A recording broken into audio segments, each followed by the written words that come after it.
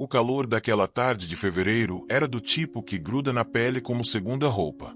O asfalto da Rua das Acácias, no bairro do Morro Sereno, brilhava com uma luz branca e enganosa, e as crianças que normalmente brincavam na calçada haviam se recolhido às sombras das marquises ou ao interior abafado das casas. As janelas estavam fechadas não por causa do calor, mas porque era segunda-feira, e às segundas-feiras o movimento do bairro sempre ficava diferente. Mais quieto, mais observado. Juliana tinha 32 anos, cabelos presos num coque frouxo que havia começado bem, e terminava aquela tarde desmanchado. Ela trabalhava como auxiliar de serviços gerais no Colégio Municipal Professora Iracema Fontes, um prédio cor de creme desbotado que ficava exatamente no cruzamento da Rua das Acácias com a Travessa do Cajueiro. Havia 12 anos naquele trabalho. 12 anos varrendo os mesmos corredores, lavando os mesmos banheiros, ouvindo os mesmos professores reclamarem dos mesmos problemas.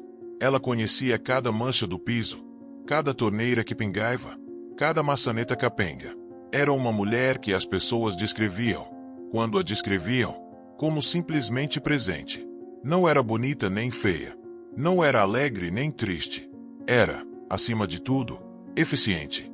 Chegava antes de todos, saía depois da maioria, e raramente criava problemas. Essa era sua maior qualidade, talvez, seu maior peso. Naquele dia, ela estava terminando de lavar o corredor do segundo andar quando ouviu passos miúdos subindo a escada. A escola estava de tarde livre, sem aulas, apenas com alguns professores que tinham reunião pedagógica marcada para as 3. Juliana ergueu os olhos do chão molhado e viu a menina. Tinha uns 7 anos, talvez 8. Vestia uma saia xadrez azul e uma blusa branca manchada de terra na manga esquerda. Os cabelos eram crespos e estavam mal presos com um elástico cor-de-rosa que havia perdido sua atenção. Os olhos dela eram grandes e muito escuros, e havia neles uma expressão que Juliana reconhecia porque havia tido aquela mesma expressão muitos anos atrás. A expressão de quem está sempre com um pouco de medo, mas aprendeu a disfarçar. A menina parou a alguns metros de Juliana e disse, com uma voz pequena mas firme, que queria um copo de água. Juliana não sabe, até hoje, explicar o que aconteceu dentro dela naquele momento. Talvez fosse o cansaço. Talvez fosse o fato de que havia chão molhado por toda parte e ela temia que a menina escorregasse. Talvez fosse a irritação acumulada de uma manhã inteira em que a bomba do terceiro banheiro havia quebrado, e o encanador não havia aparecido, e a diretora havia culpado Juliana pelo problema como se ela tivesse poderes sobre a hidráulica do prédio. Talvez fosse simplesmente o calor. Não existe desculpa boa o suficiente, mas às vezes as coisas acontecem não por maldade, mas por excesso de humanidade mal gerenciada. O fato é que Juliana gritou. Não foi um grito de ódio. Não foi um grito ensaiado. Foi um grito de irritação explosiva, do tipo que sai antes que o cérebro tenha tempo de editar. Ela disse que a escola estava fechada, que a menina não deveria estar ali, que havia um bebedouro na frente do prédio e que ela, Juliana, não era empregada de ninguém, e que havia sinal bem na entrada que dizia que em dias sem aula o acesso era restrito. A menina não chorou. Isso foi o que mais pesou depois. A menina apenas olhou para Juliana com aqueles olhos escuros e grandes, deu meia volta, desceu a escada devagar e saiu. Juliana ficou parada por alguns segundos, com o cabo do rodo nas mãos, e sentiu imediatamente o peso do que havia feito. Uma criança havia pedido água, e ela havia gritado. Ela pensou em correr atrás da menina. Pensou em descer até a frente e oferecer água do bebedouro pessoalmente, como uma espécie de gesto reparador. Mas o corredor ainda estava molhado, e havia professores chegando, e ela se convenceu, com a lógica torta que às vezes usamos para nos absolver, de que a menina já havia esquecido. Não havia esquecido. O nome da menina era Rebeca. Rebeca Souza Alcântara, filha única de Marlene Souza e de Edivaldo Alcântara, mais conhecido no bairro do Morro Sereno e em outros 4 bairros ao redor como Dado. Simplesmente Dado. Não havia quem morasse num raio de 3 quilômetros e não soubesse quem era Dado. Havia quem soubesse e fingia não saber. Havia quem soubesse se cruzava com ele na rua e dava bom dia com o mesmo tom neutro com que se cumprimenta um vizinho qualquer. Havia quem soubesse e agradecia a Deus toda noite por nunca ter precisado de nada que dado pudesse oferecer. Edivaldo Alcântara tinha 41 anos, uma cicatriz que ia do queixo até a orelha esquerda, e uma calma que assustava mais do que qualquer explosão de raiva. Era um homem de poucas palavras e muitas decisões. Usava sandália havaiana e bermuda mesmo nas reuniões mais sérias. Tinha 2 casas, 3 carros, e um celular que nunca ficava sem bateria. Pagava a escola particular para a filha, embora Rebeca frequentemente escapasse do colégio e fosse andar pelo bairro. Ele sabia disso e tinha sentimentos divididos. Por um lado, queria que a filha tivesse disciplina. Por outro, reconhecia nela a mesma inquietude que havia tido aos 8 anos, quando o mundo era ainda um lugar a ser mapeado com os próprios pés. Marlene, a mãe de Rebeca, era uma mulher que havia aprendido a viver em silêncio. Não o silêncio dos mortos, mas o silêncio dos que observam muito e falam pouco. Ela havia conhecido Edivaldo quando ele ainda era apenas um rapaz do bairro com olhos espertos e nenhuma perspectiva convencional. Tinham se apaixonado com aquela ferocidade específica da juventude pobre, que não tem paciência para romantismo lento e vai direto ao essencial. Quando percebeu com clareza o que o namorado havia se tornando, Marlene já estava grávida de Rebeca, e o amor, ainda que transformado, ainda existia de alguma forma difícil de nomear. Naquela segunda-feira de fevereiro, Rebeca chegou em casa por volta das 4 da tarde. Jogou a mochilinha no sofá com a familiaridade de quem sabe que ninguém vai reclamar. Foi até a cozinha, abriu a geladeira e tomou água diretamente da jarra. Marlene estava sentada na mesa da cozinha folheando uma revista sem realmente ler nada, e perguntou como havia sido o passeio. Rebeca disse que havia ido até a escola. Marlene ergueu os olhos. Disse que havia subido para pedir água e que a moça de lá havia gritado com ela. Marlene fechou a revista devagar. Perguntou como era a moça. Rebeca descreveu Juliana com a precisão impressionante que as crianças têm para detalhes físicos: o coque frouxo, o avental verde desbotado, os chinelos de borracha azuis, a altura mediana, os braços cansados. Disse que a moça havia gritado sobre a escola ser fechada e sobre um sinal na entrada. Disse que não havia chorado porque não valia a pena chorar por água.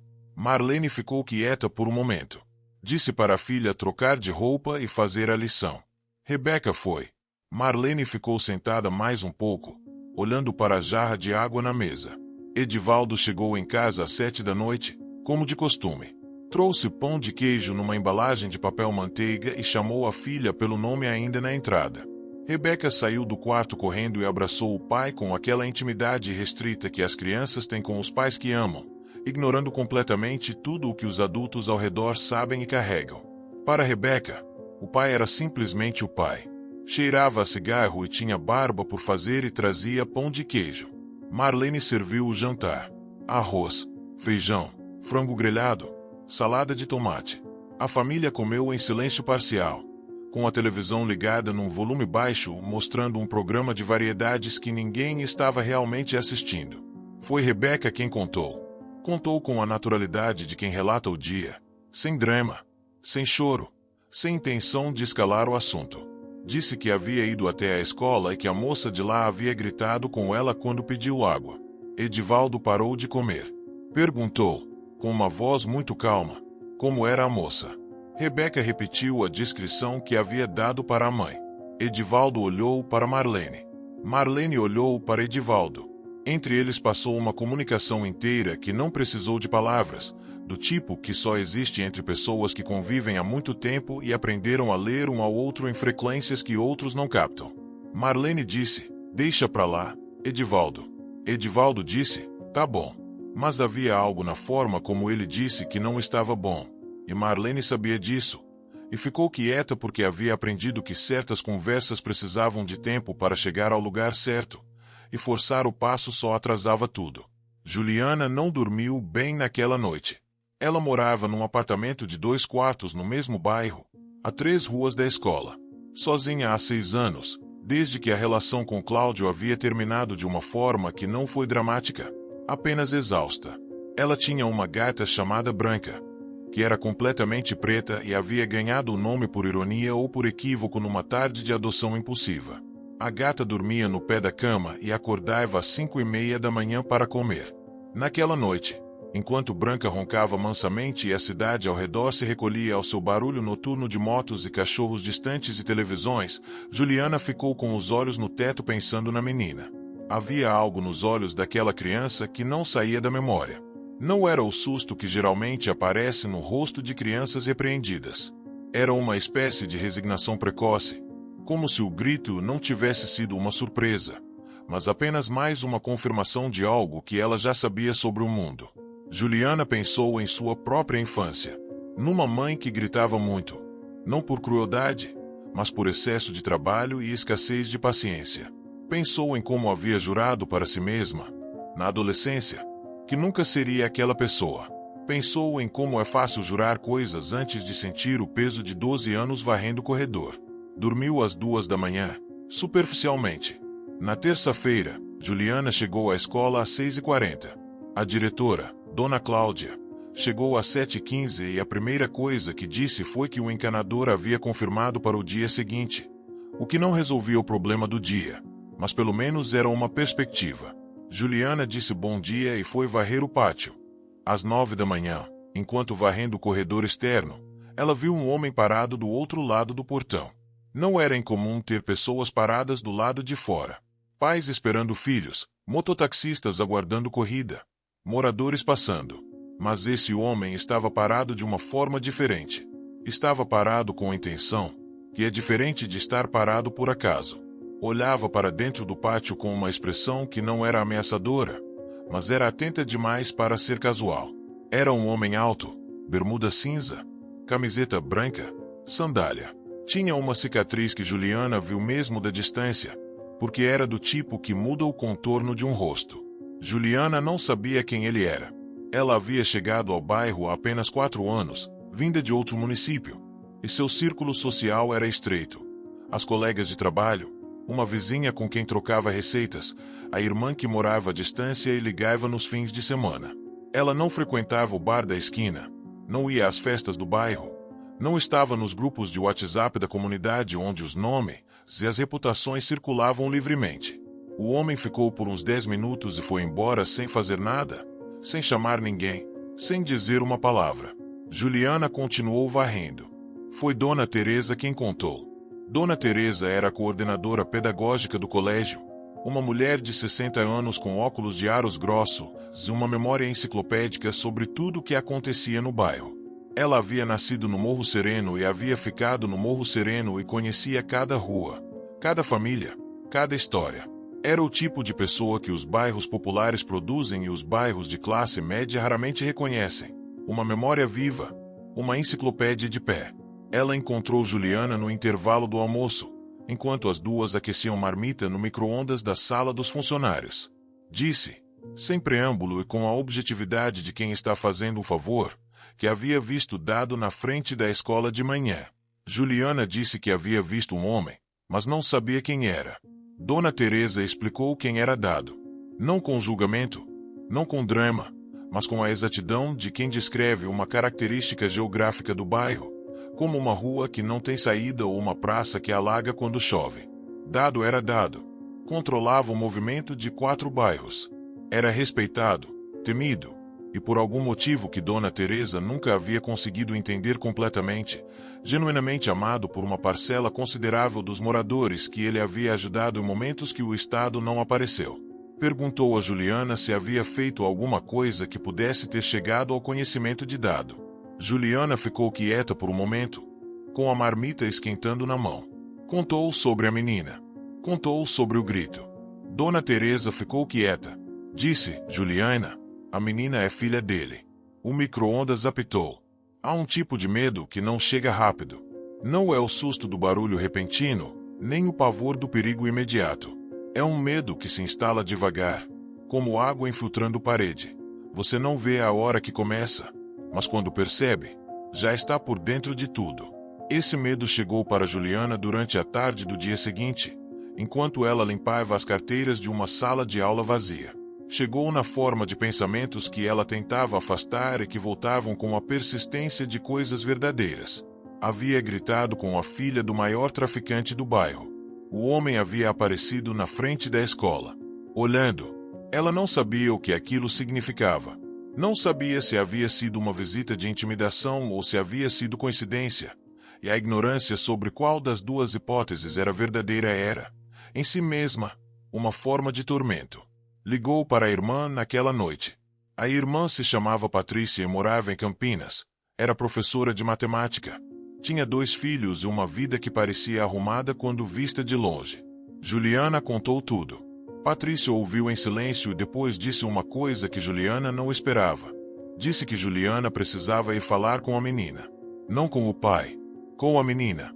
Juliana disse que aquilo era loucura. Patrícia disse que talvez fosse, mas que era a única coisa que poderia fechar o assunto de verdade, porque o que havia acontecido de verdade não era uma questão de tráfico ou de medo. Era uma questão de uma criança que havia pedido água e levado um grito. E isso era consertável. E coisas consertáveis deveriam ser consertadas. Juliana ficou quieta. Disse que ia pensar. Rebeca voltou à escola na quinta-feira. Não voltou à escola municipal professora Iracema Fontes, que não era a escola dela, mas a sua própria escola, o colégio particular São Benedito, que ficava 6 quarteirões acima. Foi na terça, quarta e quinta sem escapar. Coisa rara. Sua professora, chamada Andresa, comentou com a auxiliar de sala que a Rebeca estava estranhamente quieta aqueles dias, sentada na carteira, olhando para a janela durante os intervalos em vez de correr no pátio. Crianças processam as coisas de formas que os adultos frequentemente subestimam.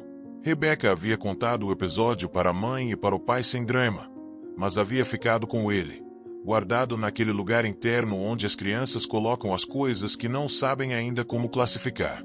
Não havia sido o grito que a perturbava.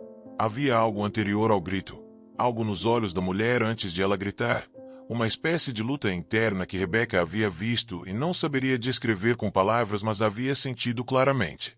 A mulher havia querido ajudar. Isso Rebeca sabia. E depois havia gritado. E isso também Rebeca sabia. E as duas coisas juntas não faziam sentido da forma que as coisas deveriam fazer sentido. E era isso que a deixava olhando pela janela durante o intervalo em vez de correr. Na quinta-feira à tarde, ao sair da escola, ela deu um desvio. Não foi diretamente para casa. Foi andando pela Rua das Acácias. Juliana estava saindo quando as viu. Eram 4h40 da tarde, o sol ainda forte. E ela estava descendo a escada da entrada com a bolsa no ombro e as chaves na mão quando ergueu os olhos e viu a menina do outro lado do portão. Ficaram se olhando por alguns segundos que pareceram muito mais longos do que eram. Rebeca não disse nada. Juliana não disse nada. E nesse silêncio inicial havia toda a geometria do que havia acontecido entre elas. Uma criança que havia pedido algo simples, uma mulher que havia respondido de forma errada, e a distância entre esses dois pontos que era, ao mesmo tempo, enorme e pequena. Foi Juliana quem se moveu primeiro. Abriu o portão. Agachou-se para ficar na altura da menina. Disse, com uma voz diferente da que havia usado 2 dias antes, que queria pedir desculpa. Disse que havia sido grossa e que não havia necessidade de ter gritado. Disse que a menina havia pedido uma coisa legítima e que ela havia respondido de um jeito que não era certo. Rebeca olhou por um momento. Disse tudo bem. Disse de um jeito que não era uma absolvição fácil, mas um reconhecimento genuíno. Crianças de 8 anos que crescem em ambientes complexos desenvolvem uma capacidade de leitura emocional que desconcerta adultos. Rebeca havia lido a mulher na frente dela e havia decidido que o pedido de desculpa era real.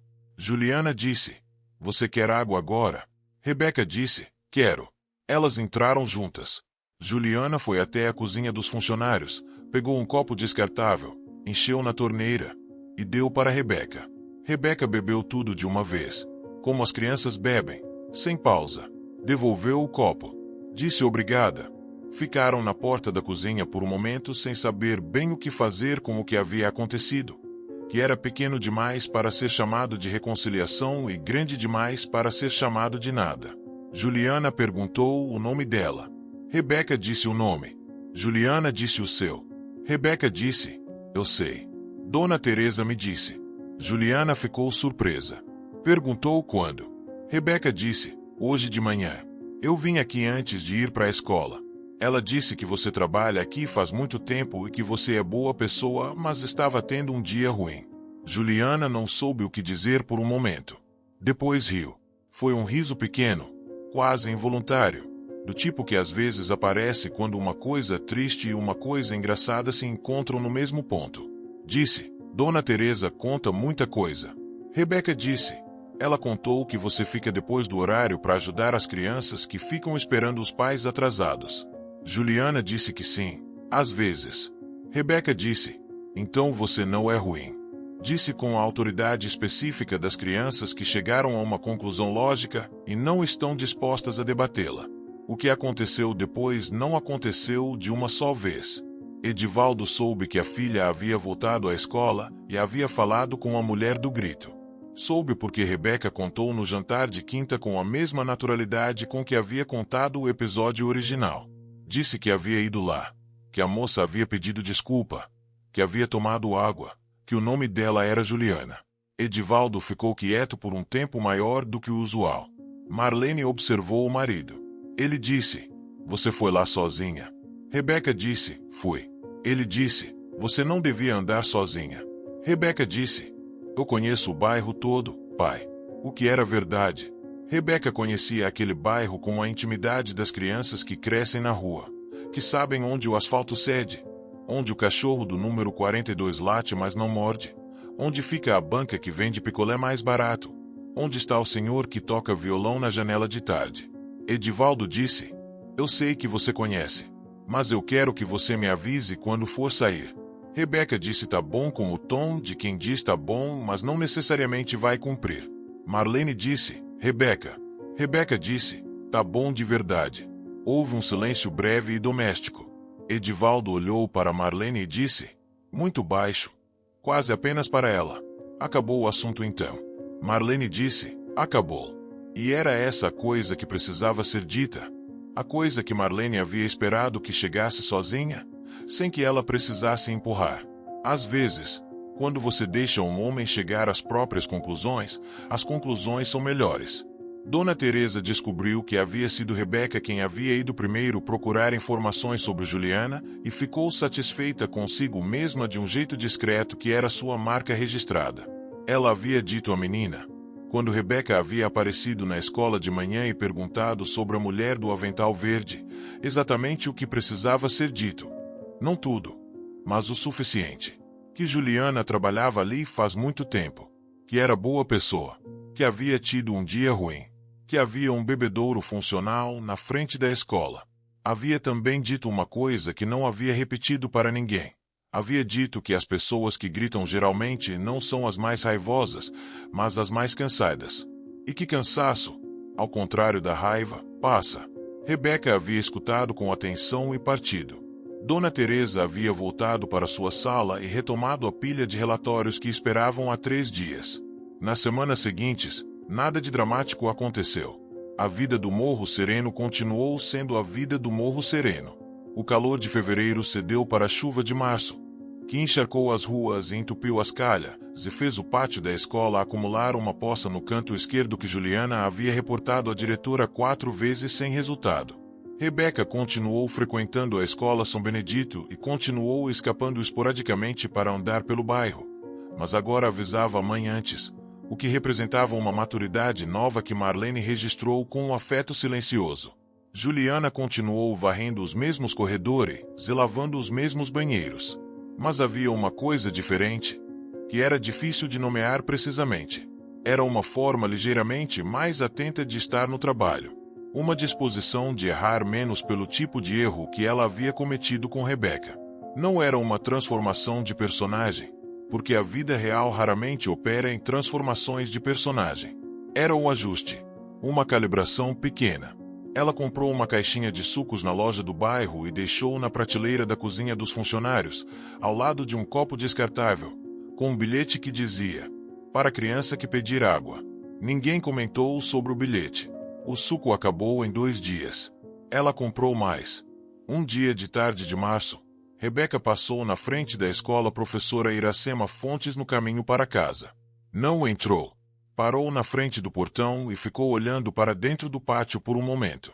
Juliana estava no pátio, varrendo as folhas que o vento havia trazido da árvore do vizinho. Ergueu os olhos, viu a menina. Levantou a mão num aceno breve. Rebeca acenou de volta. E foi embora. Edivaldo Alcântara nunca soube, com certeza, os detalhes exatos de como o assunto havia se resolvido. Sabia apenas que havia se resolvido, que a filha havia tomado sua água, que o pedido de desculpas havia acontecido, e que Rebeca havia voltado para casa sorrindo aquela noite de quinta-feira com o tipo de satisfação específica de quem resolveu um problema sozinho.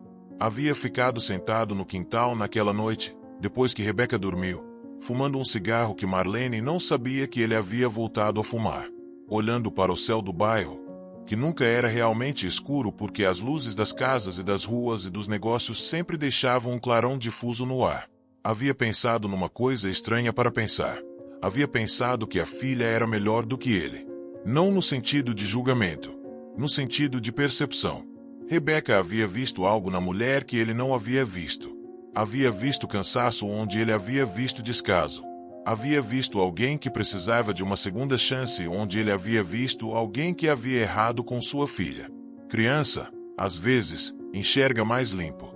Havia apagado o cigarro, entrado em casa, fechado a porta. Marlene guardou a história toda num lugar específico da memória, onde ela colocava as coisas que precisavam ser lembradas não por serem dramáticas, mas por serem reveladoras. A forma como a filha havia tratado o assunto. A forma como havia ido sozinha resolver. A forma como havia julgado a mulher pelo que havia visto nela, não pelo que havia recebido dela. Havia pensado, é daqui que vai sair uma mulher forte. Havia pensado, espero que o mundo seja menos complicado para ela do que foi para mim. Havia pensado, é pouco provável, mas vale desejar. Dona Teresa soube de tudo, como Dona Teresa sempre sabia de tudo, através dos canais invisíveis pelos quais as informações circulam nos bairros onde as pessoas se conhecem há décadas. Soube que Dado havia estado na frente da escola.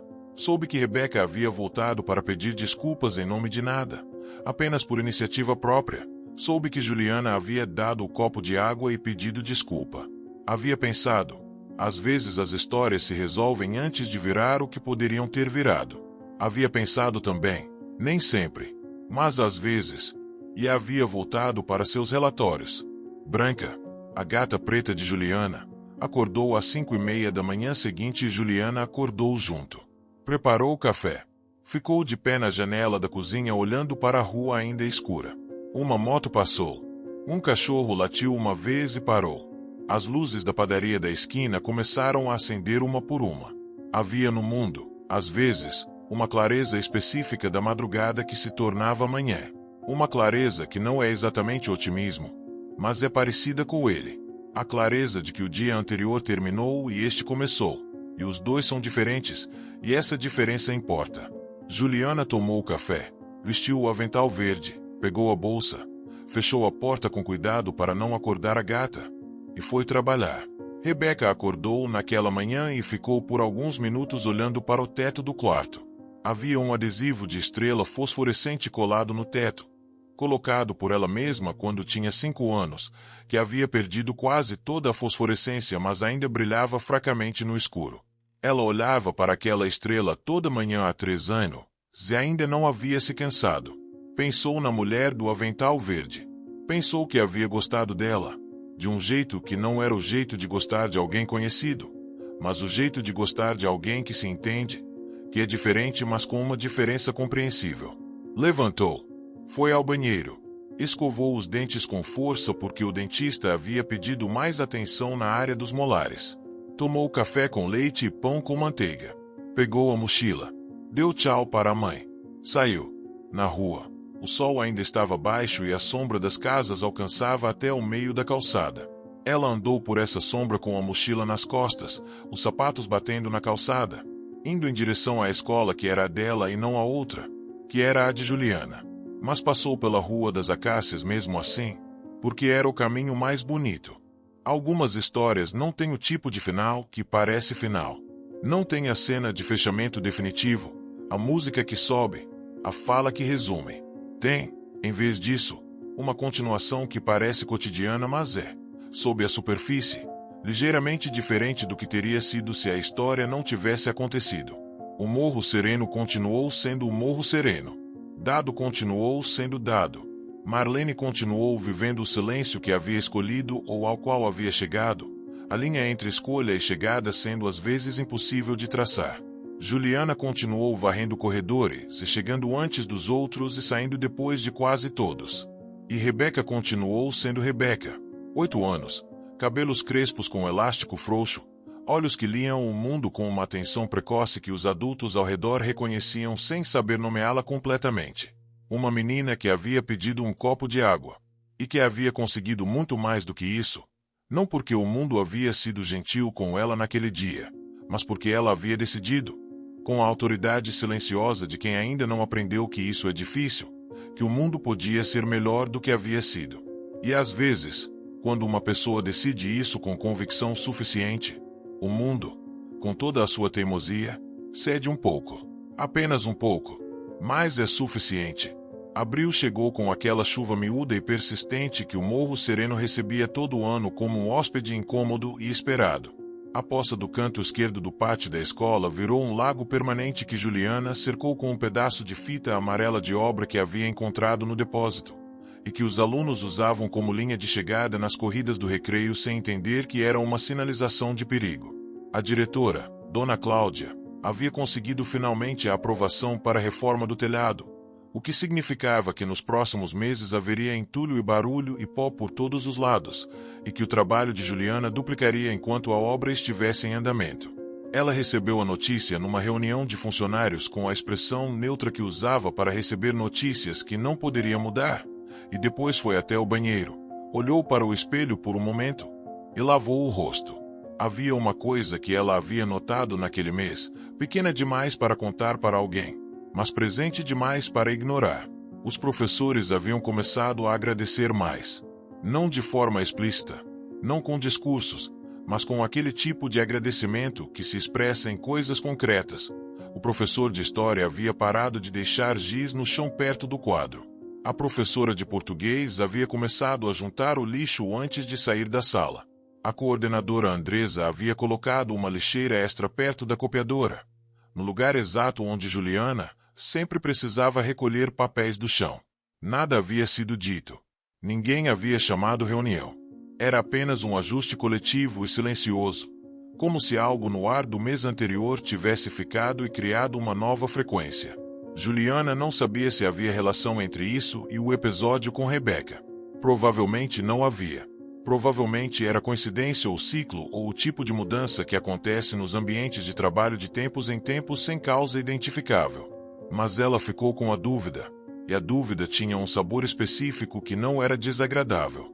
Dona Teresa completou os 60 anos num sábado de abril e o bairro inteiro soube, porque o bairro inteiro sempre soube de tudo que envolvia Dona Teresa. Sua filha havia organizado um almoço na casa da família, 3 quarteirões acima da escola, e convidado uma quantidade de pessoas que fez a rua ficar parcialmente interditada por causa dos carros. Juliana foi. Havia sido convidada com o mesmo bilhetinho manuscrito que Dona Teresa distribuía para todo mundo que ela considerava parte de sua vida, que era uma categoria muito ampla. Juliana havia chegado sem saber bem o que esperar e havia ficado até às 4 da tarde, comendo muqueca e ouvindo histórias sobre o bairro que cobriam 5 décadas. Numa mesa do canto, sentada entre a prima de Dona Teresa e um senhor que tocava pandeiro, estava Marlene. Elas se reconheceram ao mesmo tempo. Marlene porque havia pedido à filha uma descrição de Juliana depois do episódio, e a descrição de Rebeca era suficientemente precisa. Juliana porque havia visto Marlene uma vez, brevemente, numa tarde em que foi à farmácia e a mulher estava na fila à sua frente, e havia algo no rosto de Marlene que ficava na memória. Uma beleza quieta, do tipo que não pede atenção mas recebe. Ficaram olhando uma para a outra por um segundo que poderia ter sido incômodo e não foi. Marlene disse: "Você é a Juliana da escola." Juliana disse: "Sou." "Você é a mãe da Rebeca." Marlene disse: "Sou." Houve um silêncio breve que não era hostil. Era o silêncio de 2 pessoas que haviam chegado ao mesmo ponto por caminho separado, e estavam verificando se o terreno era firme. Foi Juliana quem disse primeiro: Eu me arrependo muito do que aconteceu.